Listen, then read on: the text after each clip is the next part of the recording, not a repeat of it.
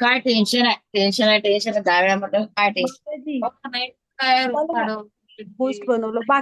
बाकीच्यांना म्यूट करा माताजी.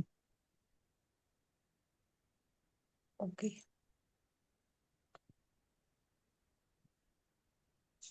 हरे कृष्ण सर्वांना, स्वागत आहे सर्वांचे. तर आपण आज तर आपण आज आपला चौथा अध्याय बघणार आहोत. तर ज्याचं नाव आहे ज्ञानयोग.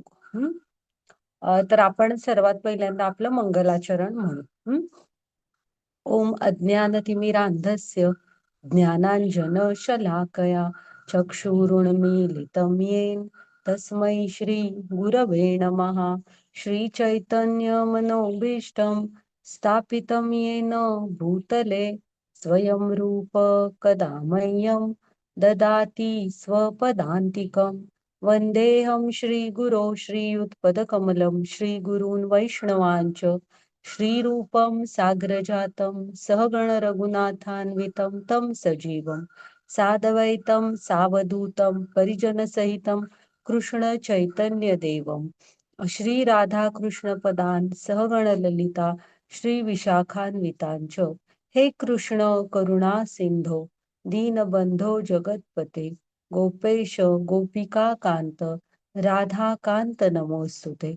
तप्त कांचन गौरांगी राधे वृंदावनेश्वरी वृषभानुसुते देवी प्रणमामि हरिप्रिये. नमा ओम विष्णुपदाय कृष्णपृष्ठाय भूतले श्रीमते भक्ति वेदांत स्वामी इति नामिने.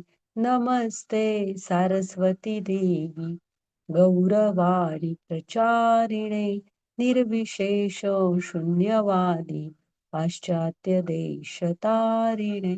जय श्री कृष्ण चैतन्य प्रभु नित्यानंद श्री अद्वैत गदाधर श्रीवासादि गौर भक्त वृंद.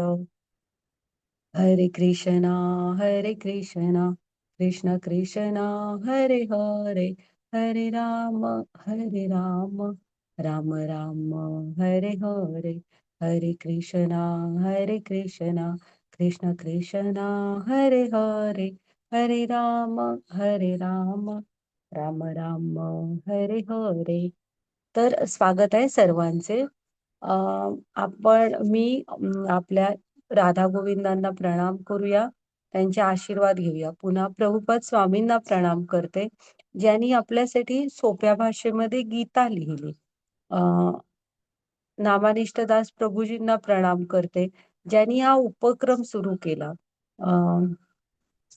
आमच्या पूर्ण मराठीची टीम आणि आमच्या मराठीच्या ग्रुप लीडर पूजा माताजी, त्यांना प्रणाम करते. अन्वया माताजी, ज्यांनी मला गीता शिकवली, त्यांना प्रणाम करते. आणि तुम्ही सर्वजण इथे वेळेत येता, तुम्हाला सर्वांना पण सादर प्रणाम. तर आपण आज चौथा अध्याय बघणार आहोत. तिसऱ्या अध्यायामध्ये काय बघितलं ते बघूया आपण.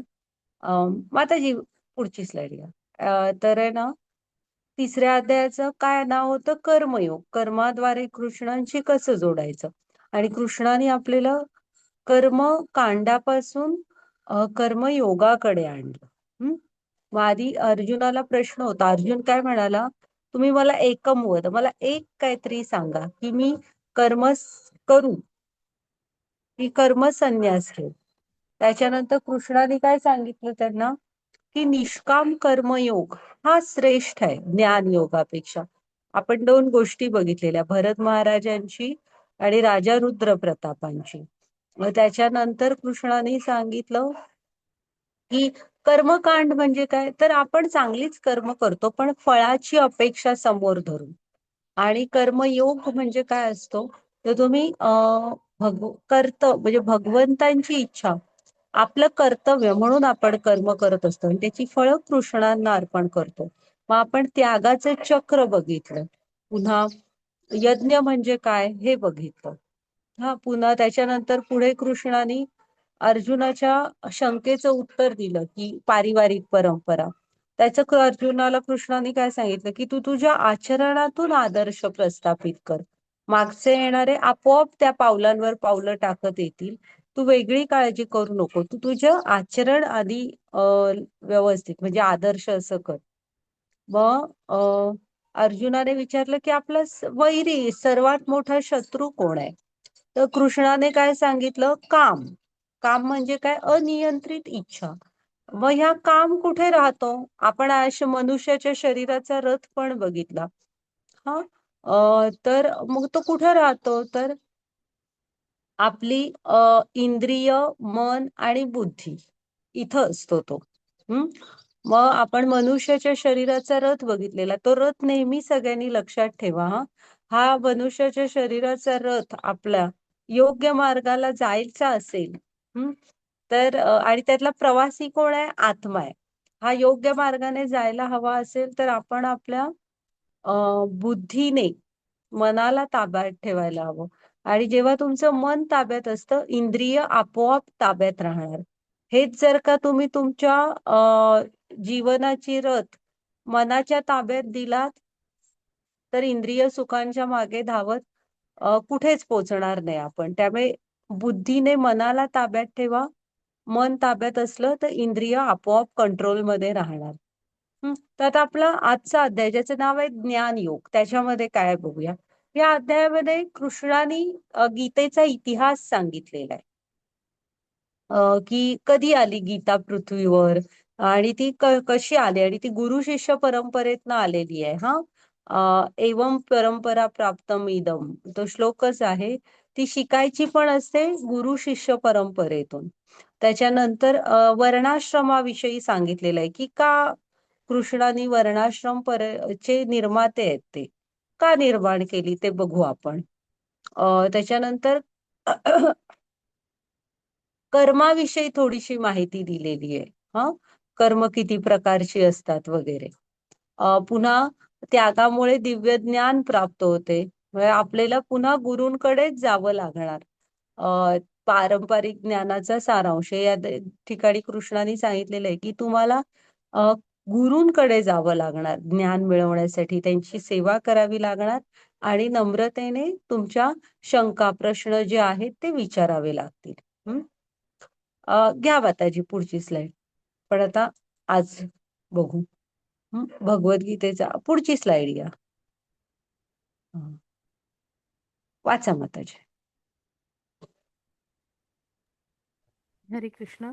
श्री भगवान उवाच इमं विवस्वती योगं प्रोक्तवाहं न अव्ययं विवस्वानमवताहं मनोरिक्ष्वावे प्रवीत.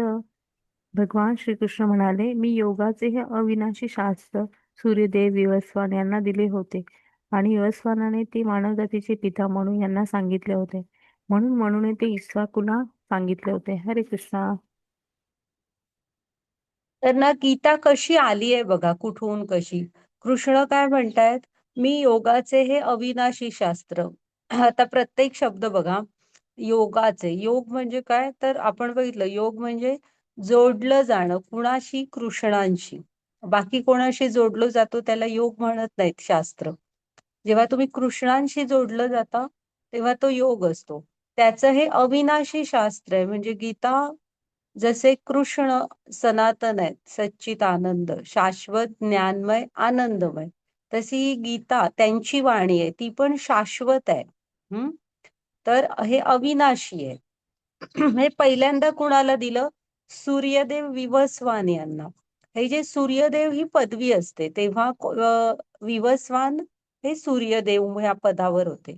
मग विवस्वानांना पहिल्यांदा दिलं. विवस्वानाने कोणाला दिलं? मानव जातीचे पिता मनु. आपण सगळे मनूपासून म्हणजे पहिले पूर्वज आपले मनु आहेत. मनूंपासून पुढे मानव निर्माण झालेले आहेत. मनूचे पुत्र ते मानव. तो शब्दच मनूंमधून आलेला आहे.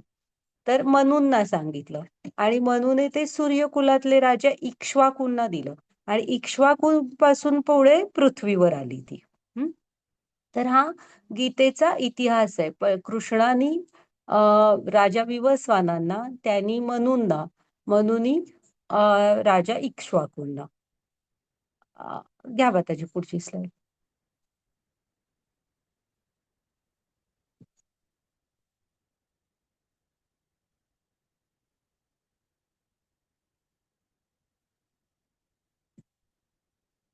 वाचा माताजी.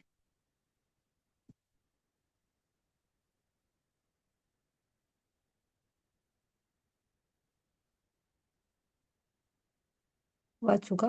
एवं परंपरा प्राप्तम इमं राजर्षयो विदु सकाले न महता योगे नष्ट परंतप. याप्रमाणे हे परमश्रेष्ठ विज्ञान गुरु शिष्य परंपरेद्वारे प्राप्त करण्यात आले आणि राजर्षींनीही ते त्याच पद्धतीने जाणून घेतले. पण काळाच्या ओघामध्ये ही परंपरा खंडित झाली म्हणून हे विज्ञान आपल्या यथार्थ रूपात लुप्त झाल्याप्रमाणे दिसते. तर आता कृष्ण काय सांगतायत की सध्या कृष्णांना ते लुप्त झाल्यासारखी दिसते.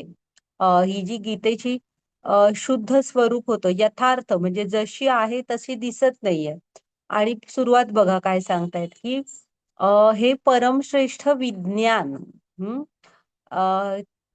विज्ञान कधी असतं? जेव्हा तुम्ही ते जीवनात उतरवता तेव्हा ते ज्ञान विज्ञान होतं. मग हे पण गीता आपण जीवनात अप्लाय करायची आहे. तर गुरु शिष्य परंपरेद्वारे प्राप्त करण्यात आले. म्हणजे गीता ही तुम्ही गुरु शिष्य परंपरेतून शिकायला हवी. मार्केटमध्ये खूप मिळणार, वाचाल पण ती आपल्यामध्ये तो तितका फरक नाही दिसणार किंवा हृदयात ते ज्ञान प्रकट नाही होणार. त्यासाठी तुम्हाला गुरु शिष्य परंपरेतून प्राप्त करावी लागणार. आणि पुढे दिलंय बघा, आणि राजर्षींनीही ते त्याच पद्धतीने जाणून घेतले. म्हणजे ह्याच्या आधी ज्यांनी ते गीता शिकली ते त्यांनी गुरु शिष्य परंपरेतून शिकली. पण काळाच्या ओघामध्ये ही परंपरा खंडित झाल्यासारखी दिसते. त्यामुळे आता अर्जुनाचं निमित्त करून कृष्ण पुन्हा एकदा गीता सांगतायत. घ्या माताजी पुढची स्लाइड.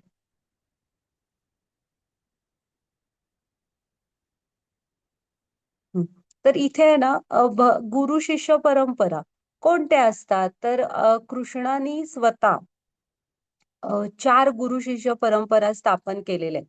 तुम्ही जेव्हा गीतेचं ज्ञान मिळवायचंय, ह्या 4 गुरु शिष्य परंपरा ह्या अधिकृत आहेत.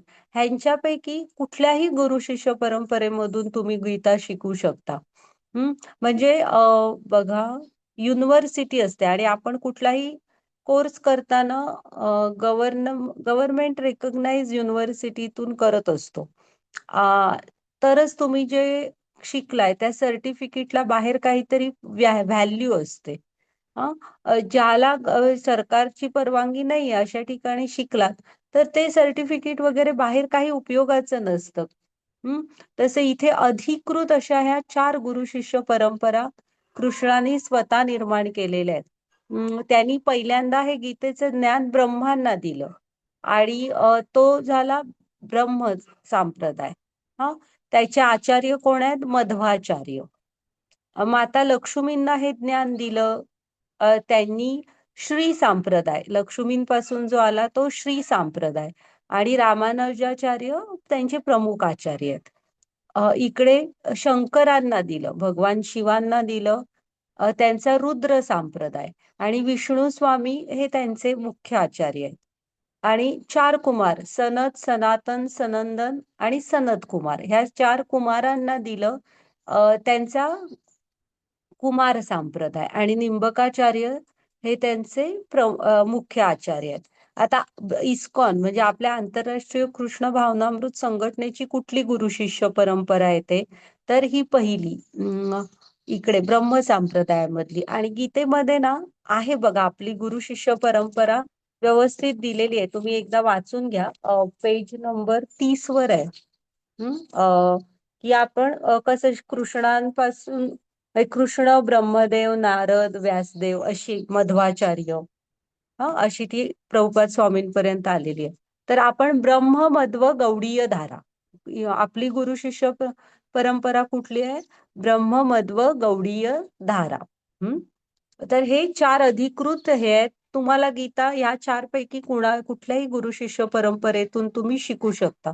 आणि का ती गुरु शिष्य परंपरेतून शिकायची, तर कृष्णाने स्वतः ती तशीच सांगितलेली आहे शिकायला आणि शिकणाऱ्या सगळ्यांनी तशीच शिकली. आणि तरच ते ज्ञान जे आहे ते तुमच्या हृदयामध्ये प्रकट होऊ शकेल. घ्या माताजी पुढची slide.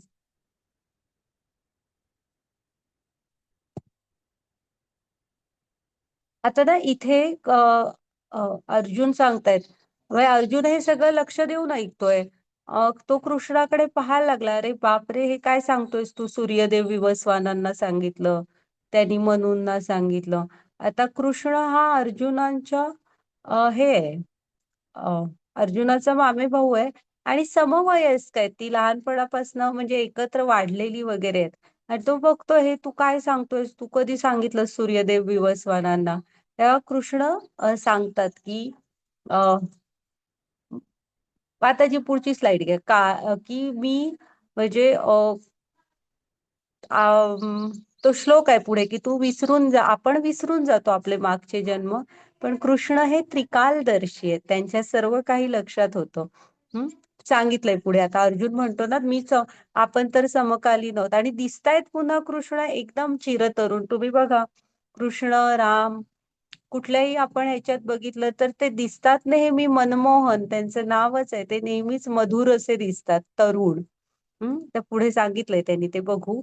आता इथे ना महाभारताच्या शांती पर्वामध्ये, हे आता आपण ह्या ज्या स्लाइड्स बघणार, हे थोडं गीता 5 ह्यांच्याविषयी सांगते. विषय: ईश्वर, जीव, प्रकृती, काळ आणि कर्म. हे आता ह्या ज्या स्लाइड्स आहेत ना थोड्या, हे काळाचं वैदिक गणित सांगितलेलं आहे. महाभारताच्या शांती पर्वामध्ये हे सांगितलेलं आहे. आणि तुम्ही पण नंतर PDF जेव्हा पाहाल ना, तेव्हा हे जरा सगळं कॅल्क्युलेट करून बघा. तर काळ कसा जात असतो, म्हणजे आपला पृथ्वीवरचा आणि ब्रह्मदेवांचा कसा आहे बघा. आता झूम करा थोडासा स्क्रीन. आणि आपण कलियुगातच आहोत. कलियुग हे किती वर्षाचं असतं? 4,32,000. मग 4,32,000 ची दुप्पट म्हणजे 8,64,000 एवढ्या वर्षांचं द्वापार युग असतं. मग 4,32,000 ची तिप्पट इतक्या वर्षांचं त्रेतायुग. आणि 4,32,000 गुणिले 4 त्याची चौपट एवढ्या वर्षाचं सत्ययुग असतं. मग ह्या 4 युगांना ची बेरीज करून एक दिव्य युग म्हणतात. हे चतुर्युग जेव्हा होतं, हे 4 युगांना मिळून एक दिव्य युग म्हणतात. आणि त्याच्यामध्ये एकूण किती वर्ष असतात? 4.32 दशलक्ष वर्ष असतात एका दिव्य युगामध्ये. मग अशी 71 दिव्य युग, म्हणजे 4,32,000 गुणिले 71 केलात, ह्यात दिव्य युगांची 72 सायकल झालीत ना, की त्याला म्हणायचं असतं एक मन्वंतर. किती बघा, 306.72 दशलक्ष वर्षे एवढ्या वर्षांचं एक मन्वंतर असतं. मग अशा 14 मन्वंतरांचा ब्रह्मदेवांचा एक दिवस असतो. एवढी 14 मन्वंतर, एवढा त्यांचा एक दिवस. आणि 15 संध्या, म्हणजे दिवस झाले की रात्र पण होते, संध्याकाळ. मग संध्या म्हणजे काय, तर आंशिक विनाश असतो. जे जिथे असतात तिथे झोपल्यासारखे थांबतात. आणि ती संध्याचा काळ पुरा झाला की आपण झोपेतनं उठलं तर सारखं जिथं होतं तिथनं सगळं सुरू करतो. तर अशी 14 मन्वंतर आणि 15 संध्या, ह्याचे मिळून किती त्याला म्हणायचं एक कल्प. मग ह्या एक कल्पामध्ये किती वर्ष असतात?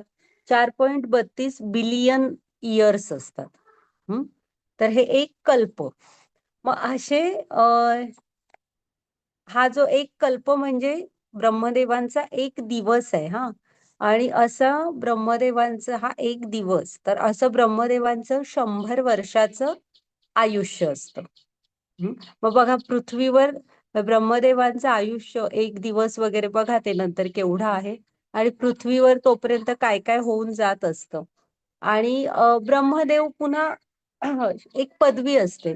त्यांचे 100 वर्ष पुरे झाले की म्हणजे टोटल विनाश होतो, म्हणजे प्रलय होतो आणि मग पुन्हा दुसरे ब्रह्मदेव आणि पुरी सगळी नवीन हे सुरू होते.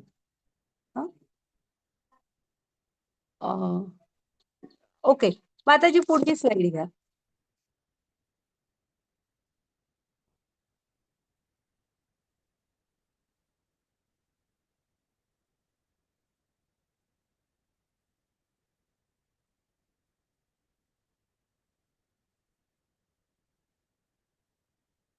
हा, आता हे ब्रह्मदेवांचे जीवनातली की नाही त्यांनी दिलेली आहेत बघा. सध्याचे जे ब्रह्मदेव आहेत ना, त्यांच्या जीवनातली 50 वर्ष होऊन गेलेली आहेत. 6 मन्वंतर संपली आहेत.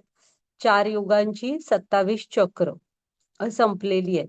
आणि आपल्या कलियुगामधून किती वर्ष होऊन गेली आहेत? 4,32,000 वर्षांचं कलियुग असतं. त्यातली 5,117 वर्ष झालेली आहेत. हा, घ्या माताजी पुढची स्लाइड. तुम्ही सगळ्यांनी हे नंतर पहा आणि PDF मधून.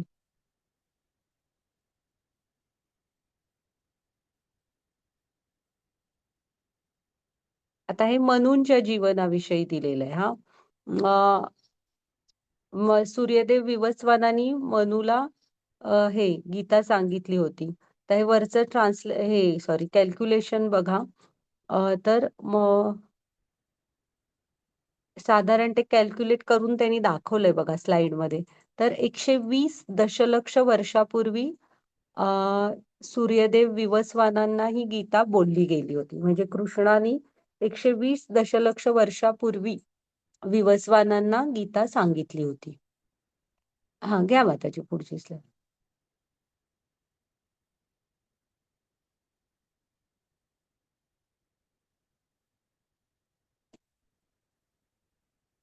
पृथ्वीवर कधी आली गीता?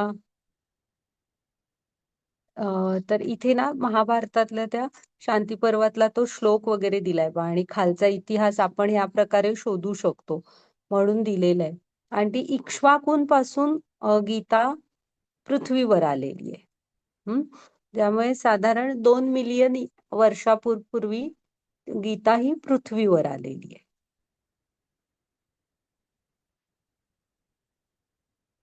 हा, घ्या माताजी पुढची स्लाइड. आता हे थोडस ब्रह्मदेवांचं बघा. हा, ब्रह्मदेवांचा 1 सेकंद म्हणजे पृथ्वीवरची 1 लाख, 1 लाख वर्ष असतात. ब्रह्मदेवांचं 1 मिनिट म्हणजे आपली 60 लाख वर्ष. त्यांचा 1 तास म्हणजे पृथ्वीवर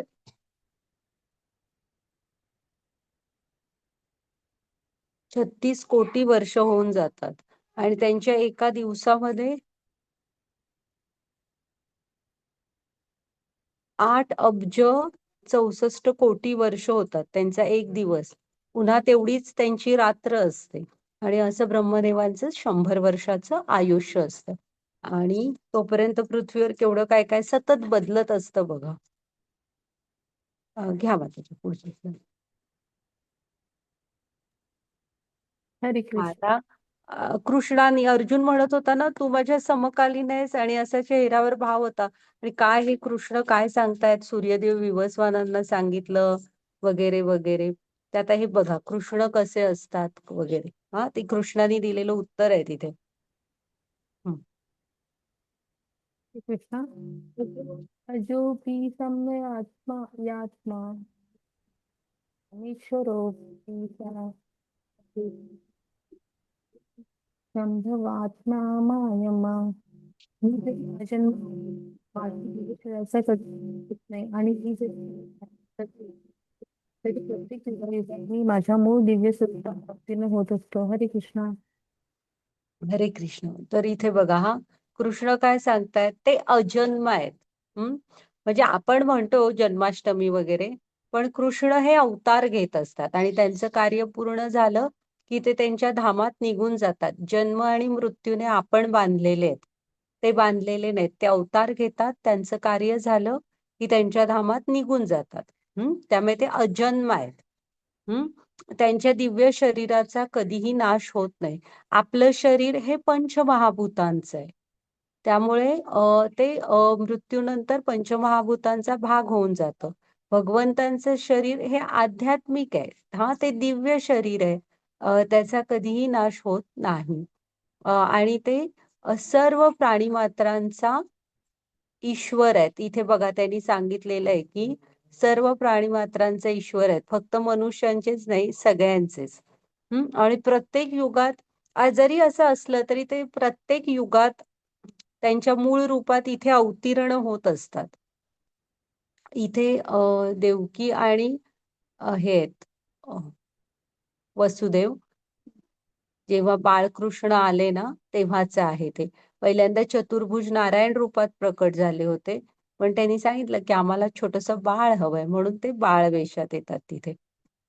तर तुम्ही बघा की आपल्यापणे डोळसपणे पण थोडस अध्यात्माकडे बघायला हवं. भागवतम मध्ये वगैरे जेव्हा तुम्ही वर्णन वाचाल राम कृष्ण यांनी अवतार घेतला तेव्हा की देवी देवता आले होते, त्यांनी म्हणजे ब्रह्मदेव वगैरे सगळे त्यांनी स्तुती केली, फुलं वर्षाव केला फुलांचा वगैरे असा. तेव्हा ज्यावेळी भगवंत अवतार घेतात तेव्हा सगळं हे असं असतं. कोणही सांगतं की मी भगवान आहे वगैरे, ह्यावर फारसा विश्वास ठेवू नका. म्हणजे शास्त्र उघडून त्यासाठी आपल्याला वाचावी लागतात. घ्या माताजी पुढची स्लाइड. आता ते कधी येतात ते बघा. प्रत्येक युगात येतात, पण कधी येतात? हरे कृष्ण. यदा यदा हि धर्मस्य ग्लानिर्भवति भारत अभ्युत्थानं धर्मस्य तदात्मा सुजाम्यः. जेव्हा जेव्हा जेथे जेथे धर्माचरणाचा ऱ्हास होतो आणि अधर्माचे वर्चस्व होते त्यावेळी हे भारता मी स्वतः अवतीर्ण होतो. हरे कृष्ण. इथे ते म्हणतायत बघा, ते कधी येतात की जेव्हा जेव्हा धर्माचरणाचा ऱ्हास होतो. धर्माचरण म्हणजे जे सदाचारी लोक असतात त्यांना धर्माचरण करणं कठीण व्हायला लागतं, ऱ्हास व्हायला सुरू होतो आणि अधर्माचे वर्चस्व वाढायला लागतं. तेव्हा ते स्वतः अवतीर्ण होतात, भगवंत स्वतः. आणि इथे स्लाइड मध्ये देवकी आणि वसुदेवांचं लग्न झालेलं असतं आणि देवकीचा भाऊ असतो कंस, आणि अगदी सोडायला स्वतः रथ चालवत घेऊन निघालेला असतो.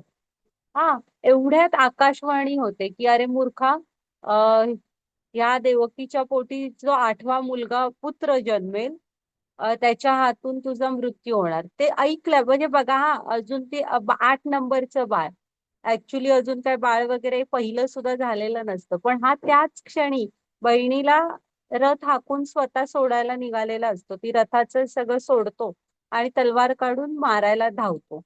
मग तेव्हा वसुदेवानी खूप छान हे सांगितलेलं आहे. चांगलं आहे, तुम्हाला कधी भागवतम मध्ये तुम्ही जरा वरिष्ठांकडून फोड करून असं ऐका ती ह्याच संभाषण. म्हणजे वसुदेवानी कंसाला काय काय सांगितलेलं आहे. वसुदेव हे पण किती ज्ञानी होते, आणि मग ते सांगतात की आता तिला मारू नको, ते मूल आम्ही तुझ्याकडे आणून देतो. आणि वसुदेव हे खूप शुद्ध चारित्र्याचे होते, त्यांच्यावर विश्वास ठेवून मग कंस सोडून देतो. पण हे असे असतात, असुरांची संगत बघा कशी असते, त्यांचा काय भरवसा नसतो. घ्या माताजी पुढची स्लाइड.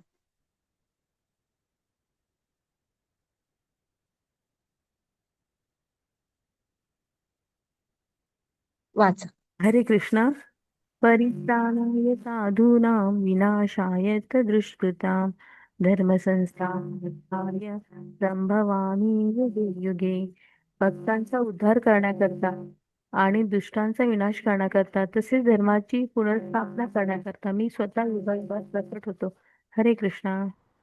बघा, आता कधी येतात ते सांगितलं, पण येऊन इथे काय करतात, का अवतार घेतात ते? कारण हे बघा, तर ती त्यांनी कारण सांगितली आहेत बघा, की येऊन काय. पहिलं कारण काय आहे बघा, लक्षात ठेवा, की परित्राणाय साधूना, भक्तांचा उद्धार करण्याकरिता, मग दुष्टांचा विनाश आणि धर्माची पुनर्स्थापना. तर हे जे दुष्टांचा विनाश आणि धर्माची पुनर्स्थापना, हे जे दोन आहे ना, हे भगवंत त्यांच्या धामात बसून त्यांनी मनात जरी आणलं तरी ते होऊ शकतं. त्यासाठी भगवंतांना प्रत्यक्षात येण्याची बिलकुल आवश्यकता नाहीये. पण ते येतात ते त्यांच्या भक्तांना आनंद देण्यासाठी. कारण त्यांची शुद्ध भक्त शबरी, अं केवट बघितलात ना तुम्ही? किती छान छान कथा आहेत त्या सगळ्यांच्या. आणि सगळे ऋषीमुनी राम जेव्हा वनवासात गेले तेव्हा सगळ्या ऋषीमुनींना भेटले होते. तर त्यांचे हे शुद्ध भक्त असतात आणि ते फक्त भगवंतांना एका दर्शनासाठी त्यांचं आयुष्य सुरू असतं. अतिशय शुद्ध भक्त असतात आणि प्रेमाचे आदान प्रदान आहे. तर अशा त्यांच्या शुद्ध भक्तांना आनंद देण्यासाठी येतात ते. आणि त्याच्यानंतर दुष्टांचा विनाश आणि धर्माची पुनर्स्थापना.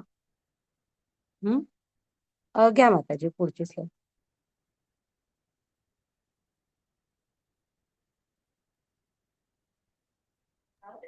हरे कृष्ण. जन्मकर्मच्छमेवं जन्मकर्मच्छमे दिव्यम् एवं यो वेत्ति तत्त्वता त्यक्त्वा देहं पुनर्जन्म नैति मामेति सो अर्जुन. जो माझ्या जन्माचे आणि कर्माचे दिव्य स्वरूप जाणतो तो देहत्याग केल्यानंतर या भौतिक जगतात पुन्हा जन्म घेत नाही. तर हे अर्जुना, तो माझ्या शाश्वत धामाची प्राप्ती करतो. हरे कृष्ण. बघा आता आपण विचार करू ना की हा ठीक आहे, मग आम्हाला राम कृष्ण हे जे आपण गीता ऐकतोय हे शिकतोय ह्याचा आम्हाला काय, आपण शेवटी कलियुगातली माणसं आहेत. आपण विचार करतो ना ह्याचा, किंवा तुम्हाला पण आणि खूप जण पुढे तुम्ही कधी गीता शिका म्हणाल जर तर ते विचारतील त्याचा उपयोग काय आहे. तर कृष्णाने इथे काय सांगितलंय बघा. हे जे भगवंतांविषयी आपण त्यांच्या ह्या लीला म्हणायच्या, त्यांनी इथे येऊन जे काय केलेलं आहे वेगवेगळ्या सगळ्या अवतारांमध्ये त्यांनी जे काही कार्य केली ना त्याला लीला म्हटलं जातं. तर हे जे भगवंतांचं चरित्र असतं ना ह्या लीला ह्याच्याविषयी आपण जर का म्हणजे जे माझ्या जन्माचं आणि कर्माचं म्हणजे त्यांनी इथे येऊन जे जे काय केलं त्याचं दिव्य स्वरूप जाणतो, म्हणजे त्या तुम्ही ऐकायला हव्यात, समजून घ्यायला हव्यात. त्यासाठी प्रगत भक्त वरिष्ठ भक्तांकडून गुरूंकडून त्याच्या अर्थांसह जर का तुम्ही ऐकलात आणि कृष्णांना म्हणजे दिव्य स्वरूप जाणतो. जर का आता गीतेमुळे तुम्हाला कळेल की आपण कोण आहोत, आत्मा कृष्णाचा परमात्म्याशी आपला संबंध काय आहे, हे दिव्य स्वतःचं एकमेकांबरोबरचं नातं जाणलात आणि ते समजून घेऊन जर का ह्या लीला चरित्र हे ऐकलात तर बघा ते किती हे महत्वाचं की देहत्याग केल्यानंतर या भौतिक जगात पुन्हा जन्म घेत नाहीत आणि ते भगवंतांच्या शाश्वत धामाची प्राप्ती करतात. म्हणजे मोक्ष तर मिळतोच आणि भगवंतांच्या धामाची प्राप्ती करतो. फक्त जर का आपण त्यांच्या लीला चरित्र ऐकल्या आणि त्यांचं दिव्य स्वरूप जाणू शकलो, म्हणजे तत्वतः जाणायला हवं की जस की कृष्ण कोण आहेत, आपलं त्यांच्याशी काय नातं आहे. म्हणजे ही वाणी आध्यात्मिक वाणी आहे ही सगळी, त्याचं महत्व खूप वेगळं आहे. आणि इथे जी स्लाइड आहे ना ही दामोदर लीला म्हणतात, कार्तिक महिन्यात झाली होती. यशोदा माता आहे ती. आणि दामोदर अष्टकम माताजी पाठवतील बघा तुम्हाला वाटल्यास ग्रुपवर. दामोदर अष्टकम तुम्ही युट्यूबवर पण ऐका, शिका. एकतर त्याच्या अर्थासह जरा वाचून काढा आणि गायला शिका दामोदर अष्टकम. आणि कार्तिक महिन्यामध्ये दामोदर अष्टकम म्हणा आणि अवश्य दीपदान करा. त्याचं खूप महत्व आहे. ही लीला सांगते आणि खूप मधुर असं आहे ते दामोदर अष्टकम, खूपच छान आहे आणि त्याचे अर्थ पण छान आहेत सगळे. नक्की पठण करा, घरातल्यांनी बसून एकत्र करा, दीपदान करा. तर ही जी हे असतात ना काय होतं दिवाळी दिवशी सकाळी यशोदा म्हणतात की मी स्वतः आता कृष्णासाठी हे करते, ताक घुसळून म्हणजे दही घुसळून लोणी काढते. कारण कृष्णांना लोणी खूप आवडायचं ना. मग त्या सकाळी उठतात आणि दही घुसळत असतात ते. आणि एवढ्यात काय होतं कृष्ण उठतात, मग त्याला घेतात मांडीवर आणि दूध देत असतात. मग त्याला दूध देत असतात तोपर्यंत चुलीवरचं दूध त्यांना लक्षात येते की ते उतू जाणार, म्हणून कृष्णाला खाली ठेवतात आणि दूध चुलीवरून खाली उतरायला जातात. तर मग इकडे कृष्णाला राग येतो, दूध पिताना मध्येच खाली ठेवलं म्हणून आणि रडायला लागतो. आणि छोटासा असतो तसा. आणि तसंच लुटू लुटू चालत काय करतो रागाने, ते दह्याचं जे भांड असतं त्यातलं सगळं ते जमिनीवर सांडून वगैरे थोडंसं रिकामा होतो. मग त्याची मैया येते आणि दिवाळी दिवशी सकाळ सकाळी तो सगळा प्रकार सगळं सांडलेलं वगैरे बघते आणि एक छडी घेते आणि कृष्णाच्या मागे लागते आणि कृष्ण पुढे मागे यशोदा असं सुरू होतं. आणि यशोदा पण नंद महाराज जरी झाले तरी ते राजे होते. तो गोपग्राम जे होतं वृंदावन वगैरे तिकडे त्या सगळ्याचे ते राजे होते. त्यामुळे यशोदा अशी काही धावायची वगैरे नाही आणि ती दमत होती. कृष्ण मागे वळून मस्त आहे ते वर्णन त्या ह्याच्यात दामोदर अष्टकम मध्ये कृष्ण मागे वळून बघत असतात की भक्त आपल्या मागे धावतोय दमतोय. मग शेवटी थांबतात आणि यशोदाला कृष्ण सापडतात. मग ती दारात उखळाला बांधून ठेवते आणि आत जाते स्वतःच्या कामांमध्ये. आणि हे काय करतात ते उखळ पाडतात. दारात दोन अर्जुन वृक्ष असतात. त्याला म्हणजे मधी घालून तटवतात आणि अर्जुन वृक्ष पडतात आणि कृष्ण पण ती सुटतात.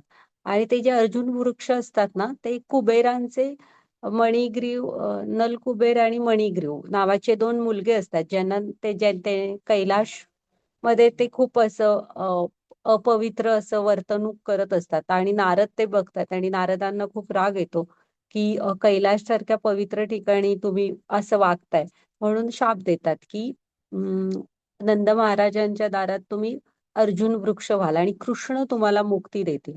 आणि आपण गुरूंचे राग सुद्धा हेच त्यामुळे त्यांना कृष्णांच्या ह्या सगळ्या लीला बघायला मिळत असतात आणि कृष्णांकडून मुक्ती मिळते.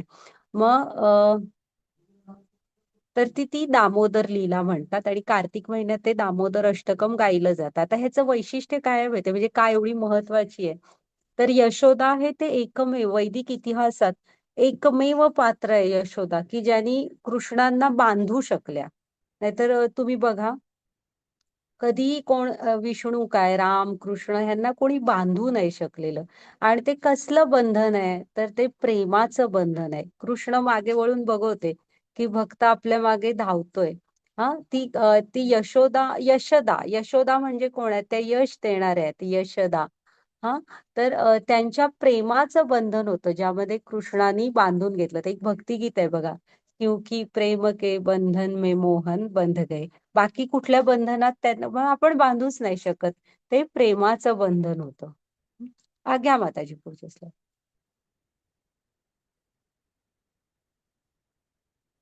हा आता ना कृष्ण आणि आपल्यामध्ये फरक काय आहे बघा. दिसतो तर आपण कृष्णांसारखंच कृष्णाने मनुष्यांवर मी सांगितलं ना दुर्लभ आहे मनुष्य जन्म. ह्याच एका जन्मात आपण भक्ती करू शकतो. आणि ह्या ज्या अध्यात्माविषयीच्या हे आहेत ना विषय ह्याची थोडेसे हे अभ्यास वगैरे करू शकतो. बाकीच्यांना ते प्रगत मेंदू नाहीये. पण आपल्यात आणि त्यांच्यात फरक काय आहे बघा. कृष्णांचं शरीर हे आध्यात्मिक आहे. हा आपलं हे पंचमहाभूतांचं आहे हे तात्पुरत आहे. आपण जन्ममृत्यूने बांधील आहोत ते हे आहेत शाश्वत आहेत. पुन्हा आपण मायेद्वारा नियंत्रित आहोत आणि कृष्ण हे मायेचे नियंत्रक आहेत. मायेद्वारा म्हणजे कसं 14व्या अध्यायात बघू सत्व रज आणि तम ह्या प्रकृतीच्या 3 गुणांनी आपण बांधलेले आहोत. आणि कृष्ण हे स्वतः त्या मायेचे नियंत्रक आहेत. तीच त्यांच्या कंट्रोलमध्ये आहे. घ्या माताजी पुढची स्लाईड. वाचा माताजी. हरे कृष्ण. वीतराग भय क्रोधा मन्मया मापुपाश्रिता बहवो न्यातपस्या पूता मध्वा ममागताः ये यथा मा प्रपद्यन्ते त्यास्तव भजाम्यहं मम त्वामर्तनुवन्ते मनुष्या पार्थ सर्वशः. तर हरे पुढची हा कृष्ण. स्लाइड घ्या. हा वाचा माताजी. आसक्ती भय आणि क्रोध यातून मुक्त झालेले पूर्णपणे माझ्या स्थित झालेले मत्परायण आणि माझ्या आश्रित असलेले गतकाळातील अनेक मनुष्य माझ्या ज्ञानामुळे शुद्ध झाले आहेत आणि त्या सर्वांना माझ्या दिव्य प्रेमाची प्राप्ती झाली आहे. जे ज्या भावाने मला शरण येतात त्याला अनुरूप असे फळ मी त्यांना देतो. हे पाहत सर्वजण माझ्या मार्गाचे सर्व प्रकारे अनुसरण करतात. हरे कृष्ण. हे दोन्ही श्लोक लक्षात ठेवा हा. भगवंतांना कोण जाणू शकतात कृष्णांकडे तुम्हाला जायचंय. मला पण वाटतंय मला कृष्णांकडे जायचंय. तर आपल्याला वित, राग, भय, क्रोध म्हणजे आसक्ती. राग म्हणजे काय? आसक्ती वाटणं, हे पाहिजे मला, ते पाहिजे. तर तुम्ही ह्या आसक्ती, भय. आता भय म्हणजे काय? आपल्याला खूप भीती वाटत असते सगळ्याचीच. तर कृष्णांचे जे आपण पुढे पुढे बघू भक्त कसे असतात.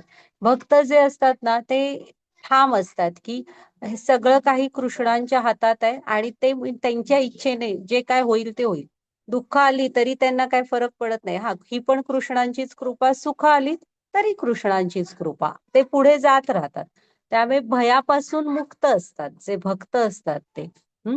त्यामुळे आसक्ती, भय आणि क्रोध, क्रोधापासून पण मुक्त असतात ते. हा, म्हणजे ह्या 3 गोष्टीपासून म्हणजे त्यांना राग नाही येत भक्तांना जास्त. तर तुम्ही आसक्ती, भय आणि क्रोध यातून जर का मुक्त झालात तर आपण कृष्णांकडे जाऊ शकतो. त्यांनी सांगितलंय बघा, आसक्ती, भय आणि क्रोध यातून मुक्त झालेले आणि पूर्णपणे कृष्णांमध्ये रममाण असलेले हे जे वृंदावनातले भगवंतांचे सखे आहेत ना, ते होते बघा. खरं तर त्यांचं आयुष्य खूप शांत नीट सुरू होतं. जेव्हा कृष्ण आले तेव्हापासूनच कंस त्यांना मारायला वेगवेगळे असुर पाठवायचा. आणि गोप बालक किंवा गोप म्हणजे ते तिथे राहणारे सगळेच जण त्या संकटात सापडायचे. आपण असतो तो काय म्हंटलो असतो, तू पहिल्यांदा जा म्हणजे आम्ही शांत राहू. पण कोणही तसं म्हटलं नाही. त्यांना एकच माहित होतं, काहीतरी असं हे आला ना, धोका आला की फक्त कृष्णांना हाक मारायची. आणि अपार प्रेम केलं हा त्यांनी कृष्णांवर.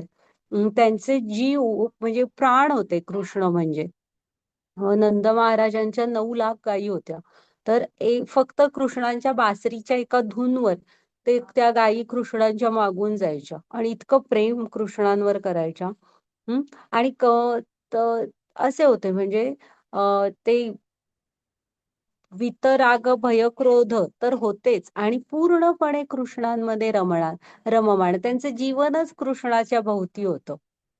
तर असे जे मनुष्य असतात ते भगवंतांना नक्की प्राप्त करू शकतात. आणि पुढचा हा ये यथा माम प्रपद्यन्ते. तुम्ही इथं नियम सांगितलेला आहे भक्तीचा कृष्णाने, की तुम्ही ज्या भावामध्ये कृष्णांना शरण येणार ना त्याच भावामध्ये कृष्ण पण तुम्हाला भेटणार. आता बघा, ह्या ज्या गायी आहेत ना त्यांनी अपार प्रेम केलं कृष्णांवर. आणि दुसऱ्या त्याच्या शेजारच्या स्लाइड मध्ये बघा, कृष्णाने पण त्यांच्यावर तेवढंच प्रेम केलं. पायात काय न घालता कृष्ण दिवसभर त्यांच्या मागून जायचे. मग त्यांचं ते तेजस्वी शरीर ना गायींच्या खुरांमुळे जी धूळ उडते त्यामुळे असं धुळीने हे व्हायचं, माखून जायचं. पण जेवढं प्रेम गायीनी कृष्णांवर केलं तेवढंच कृष्ण करतात गायींवर. आणि ऑलरेडी नेहमी लक्षात ठेवा की गायींवर कृष्णांचं अत्यंत प्रेम आहे. आपण त्यामुळे तुम्हाला कधीही जमली, गाय पाळायला जमली तर पाळा, गोशालांना काय मदत करायला जमली तर करा. कुठल्याही प्रकारे गायींची सेवा आणि अगदी तिचं दर्शन घ्यायला जमलं तरी घ्या. गायींना कृष्णांचं म्हणजे कृष्णांचं गायींवर अपार प्रेम आहे. आणि गाय ही वात्सल्य स्वरूप आहे. म्हणजे एकच गोष्ट देऊ शकते ते म्हणजे शांतता आणि प्रेम. अद्भुत गायीचे वाहे असतं. म्हणजे तुम्ही जवळ कधी गेलात तर पाहाल की किती वात्सल्याचं स्वरूप असते गाय म्हणजे. पुन्हा ये यथामाम प्रपद्यन्ते बघतोय की तुम्ही ज्या भावामध्ये शरण जाताना त्या भावामध्ये आणि ह्या गोष्टी करून बघायच्यात. म्हणजे तुम्ही एक पाऊल टाकलं तर कृष्ण 10 पावलं आपल्याकडे टाकत असतात. तर तिथे बघा, वनात फिरून दमायचे ना मग बलराम कृष्णांचे पाय दाबतायत बघा, चेपून देत आहेत. तर शेजारच्या स्लाइडमध्ये सख्यांबरोबर बसले तेव्हा कृष्ण पण बलरामांचे पाय चेपून देत आहेत. हा, तर त्यामुळे आपण आधी पहिल्यांदा कृष्णांशी एखादं नातं जोडून घ्यायला पाहिजे. म्हणजे तुम्ही त्यांना गुरु समजा, आई वडील समजा, मोठा भाऊ किंवा लहान भाऊ समजा, मित्र समजा, सखा. हा, आणि असं कुठल्याही स्वरूपामध्ये त्यांच्याशी नातं सोडा आणि प्रेमाचं आदान प्रदान करा. कृष्ण पण त्याच भावात तुम्हाला तेवढंच प्रेम देणार. घ्या माताजी पुढचं स्लाइड. हरे कृष्णा. मनुष्य या जगात सकाम कर्मामध्ये सिद्धीची इच्छा करतात आणि म्हणून ते देवतांची आराधना करतात. अर्थात मनुष्यांना या जगात सकाम कर्मापासून त्वरित फलप्राप्ती होते. हरे कृष्णा. हा, मग आपण काय करत असतो, आपल्याला जे काहीतरी हवं म्हणून मनुष्य जनरली काय करतात, वेगवेगळ्या देवी देवतांना वेगवेगळ्या कारणांसाठी शरण जातात. हा आणि देवी देवता त्यांना ते फल देतात सुद्धा. त्यांच्या क्षमतेप्रमाणे असलं तर जनरली नवस वगैरे बोलले जातात की मी तुला हे देतो ते देतो, किंवा व्रत वैकल्य केली जातात आणि जमेल तसं देवी देवता ते फळ देत पण असतात. कृष्णांची भक्तीमध्ये थोडासा वेगळा नियम आहे. आपण आत्ताच बघितलं की आपण कृष्णांना बांधू नाही शकत. जरी आपण सांगू शकतो, अर्जुनाने पण सांगितलं माझ्यासाठी श्रेयस्कर काय आहे ते सांगा. तसं आपण पण सांगू शकतो की माझी ही गरज आहे आणि तुम्ही बघा कृष्णा काय ते. पण कृष्ण देतील ते म्हणजे ते काय देणार ह्यासाठी आपण त्यांना बांधू नाही शकत. मनुष्याचं म्हणजे तुमचं अंतिम हित कशामध्ये आहे ते करणार. ते तुम्हाला पाहिजे आहे ते भलेही देतील किंवा नाही पण देतील, पण तुमचं जे करतील त्यामध्ये आपलं अंतिम हित असणार आहे, ते आपल्यासाठी श्रेयस्कर असणार. हम्म. माताजी घ्या पुढची स्लाइड.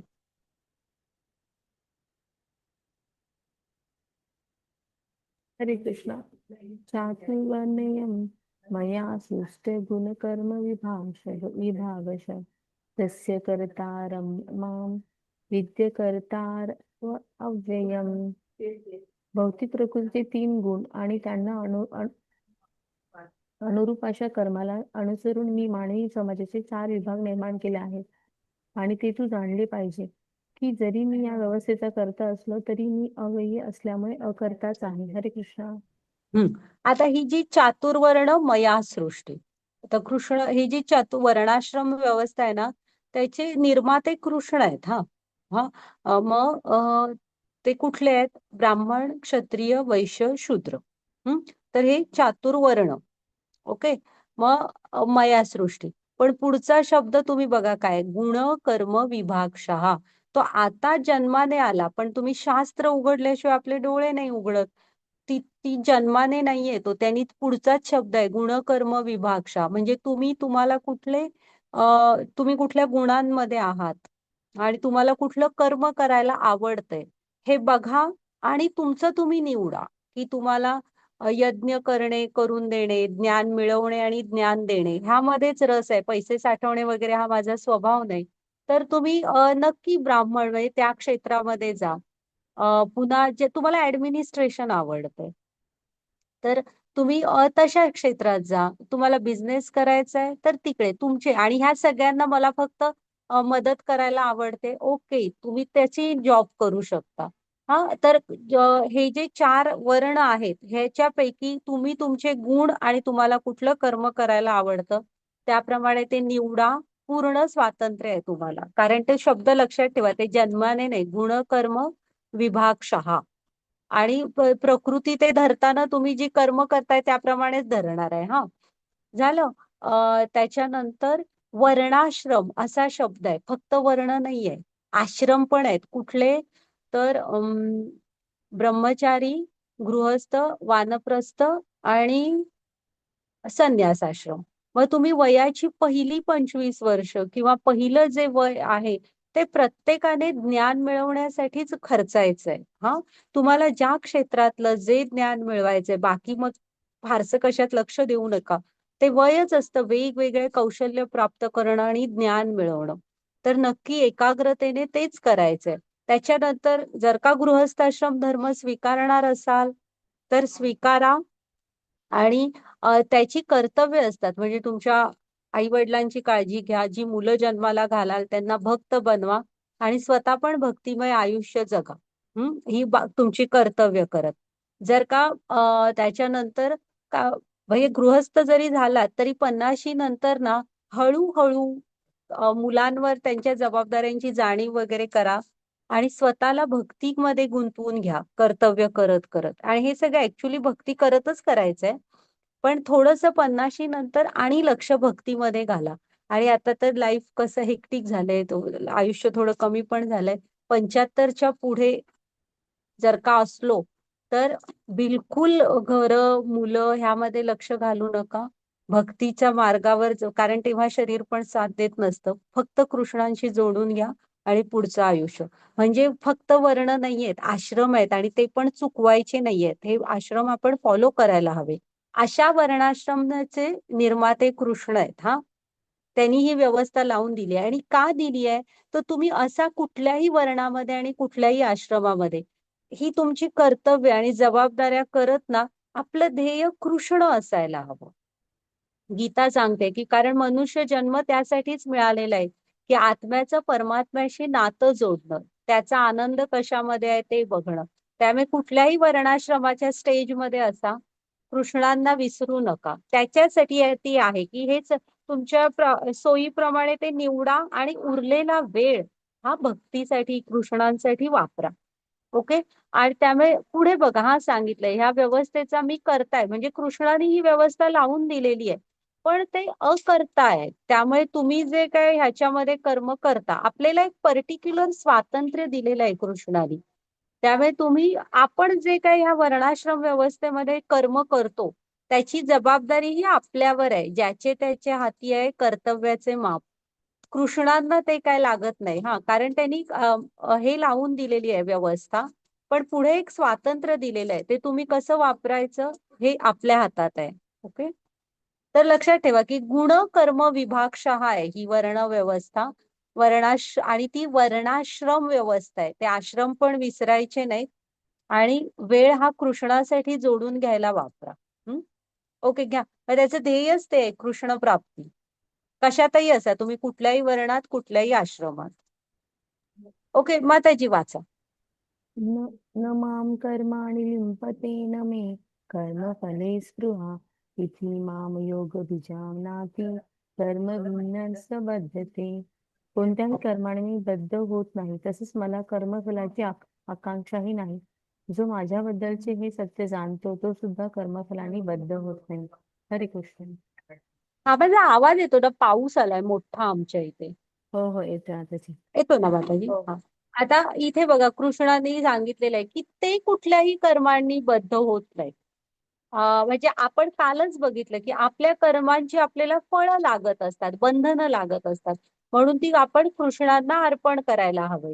हा, नाहीतर ती बंधनं म्हणजे ती फळं भोगण्यासाठी आपल्याला पुन्हा पुन्हा जन्म मृत्यूच्या फेऱ्यात अडकावं लागतं.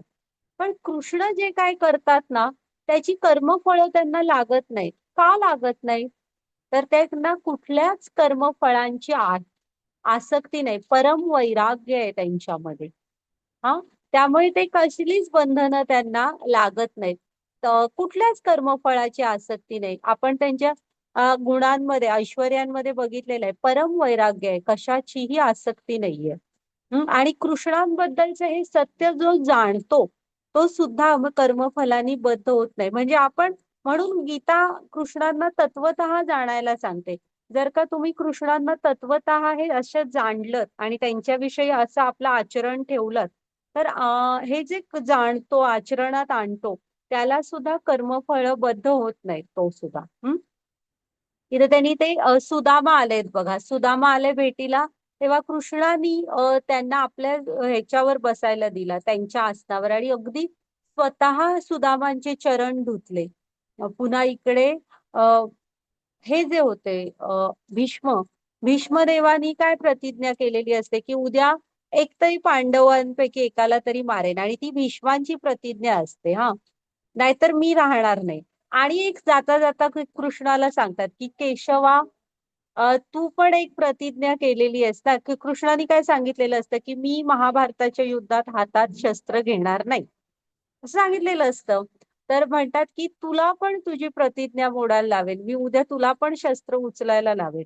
आणि होतं काय की नेमका अर्जुनच भीष्मांना भेटतो आणि असा बाणांचा वर्षाव करत असतात की शेवटी भीष्म हे 12 महाजनांमध्ये आहेत, श्रेष्ठ योद्धे आहेत. हा, आणि अर्जुनाला इकडे मागे हात सुद्धा लावायला मिळत नसतो, धनुष्य काढायला, असा बाणांचा वर्षाव करत असतात. मग शेवटी एक क्षण असा येतो की कृष्णाला कळतं की आता जर का मी मधी पडलो नाही तर अर्जुनाचं काही खरं नाही. आणि दुसरं, भीष्म हे शुद्ध भक्त होते, त्यांची प्रतिज्ञा ठेवायसाठी की केशवा, मी तुला शस्त्र उचलायला लावेल, त्याच्यासाठी सरळ कृष्ण म्हणजे अर्जुन पायाला धरून ओढत असतो की मागे तुम्ही माझ्यासाठी तुमची प्रतिज्ञा मोडू नका. तरी कृष्ण ओढत त्याला पुढे नेतात. एक रथाचं चाक असंच रणांगणात पडलेलं असतं, ते चाक उचलून ह्यांच्यावर धावून जातात भीष्मांवर. ते बघितल्यावर मात्र भीष्म हातातला धनुष्य बाण ठेवतात आणि सांगतात, बघ केशवा, तुला सांगितलं होतं की नाही की तुला शस्त्र घ्यायला लावेल. तर बघा, आपण इथं काय बघायचंय, त्यांनी स्वतःची प्रतिज्ञा, भक्ताची प्रतिज्ञा राहावी म्हणून मोडली. हम्म. असे आहेत भक्तांसाठी काय, पण इथे पण गोप सख्यांवर जेवढं गायीनी आणि ह्या गोप सख्यांनी कृष्णांवर प्रेम केलं ना, तेवढंच त्यांनी केलं. पुन्हा आता त्रिकाल म्हणजे अनंत कोटी ब्रह्मांडांचे हे आहेत ते ब्रह्मांड नायक आहेत कृष्ण. हा, तरी अर्जुनासाठी सारथी झाले. म्हणजे सारथी म्हणजे काय, ड्रायव्हर. तर अर्जुनाच्या रथाचं सारथ्य स्वीकारलं आणि त्याच्यासाठी सारथी झाले. पण हे कुठलीही कर्मबंधनं लागत नाहीत त्यांना. का, तर हे सगळं त्यांनी कुठल्याही फलाच्या अपेक्षेविना केलेलं आहे. त्यामुळे कृष्ण कधी कुठल्या बंधनाने बद्ध होत नाहीत. हा, ओके, घ्या माताजी पुढची स्लाइड.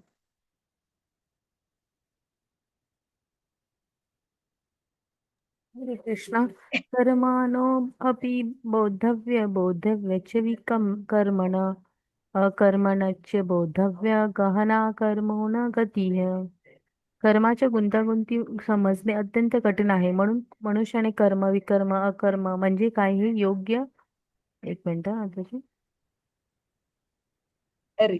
रीतीने जाणले रीतीने पाहिजे. जाणले पाहिजे. हरे कृष्ण.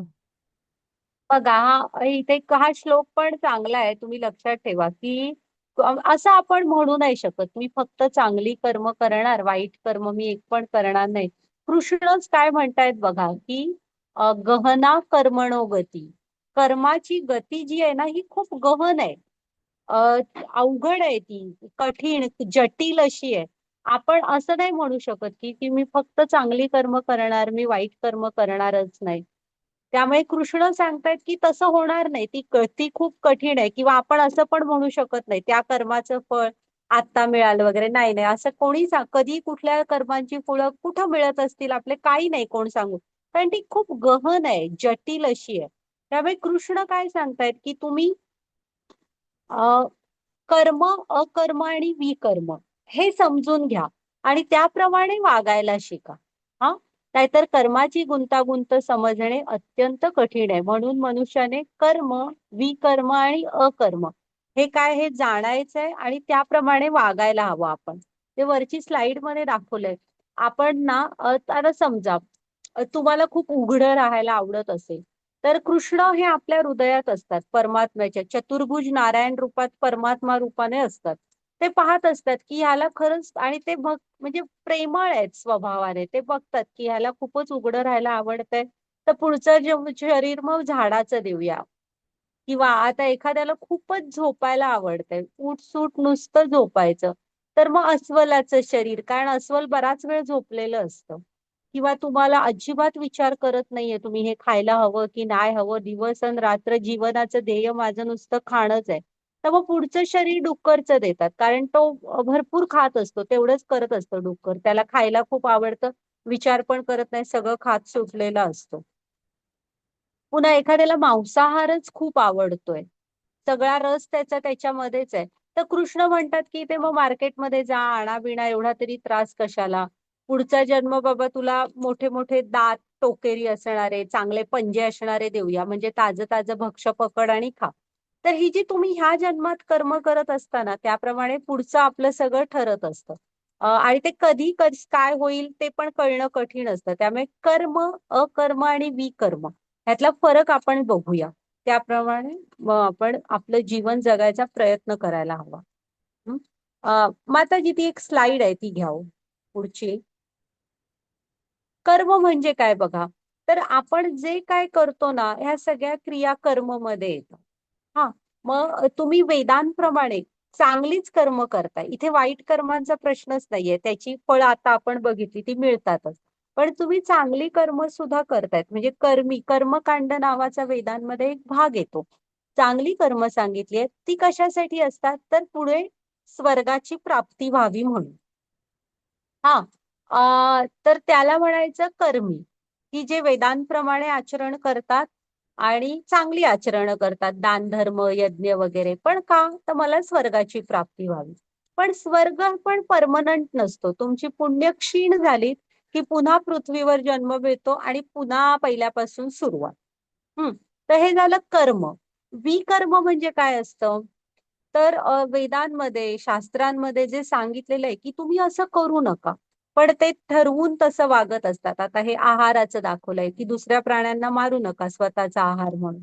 हा किंवा दुसऱ्यांना विनाकारण त्रास देऊ नका, फसवू नका, दुसऱ्याच्या वाटणीचं हिरावून घेऊ नका, अशा छोट्या छोट्या गोष्टी. पण जे वागू नका म्हणून सांगितलेलं आहे तरी पण तसं वागताय, तर त्याला विकर्म म्हणतात. आणि मग कसं असतं, त्यांचं हळूहळू म्हणून पुढचा जन्म वेगळा कसला तरी मिळेल आणि त्यात किंवा मग खालची लोक जी म्हणतात त्याच्यामध्ये वगैरे जन्म मिळतो, म्हणजे अधःपतन होत जातं. आणि आपल्याला काय करायचं? अकर्म. अकर्म म्हणजे काय? कर्मांची सुद्धा चांगली फळं मिळतात, ती क्षीण झाली की परत मनुष्य जन्म. तर आपल्याला अकर्माकडे जायचंय. म्हणजे काय? कृष्ण भावना भावित जीवन. की काल सांगितलेलं ना यज्ञाची व्याख्या, की सर्व काही कृष्णांना, विष्णूंना अर्पण करायला हवं. आपण जे काय करतो त्याचं हे कृष्णांच्या जे काय करतो ते भगवंतांना अर्पण करून. म्हणजे ना, जेव्हा मग आपण आपलं सर्व काही भगवंतांना अर्पण करत असतो, सर्व कर्म, तेव्हा त्याला कृष्ण भावना भावित म्हणतात. अकर्म, की ज्याची बंधनं आपल्याला लागत नाहीत आणि त्याच्या मग त्या फळांसाठी आपल्याला पुन्हा पुन्हा जन्म मृत्यू घेत बसावा लागत नाही. नारद दिले त्याचे उदाहरण. ओके, घ्या माताजी पुढची स्लाइड.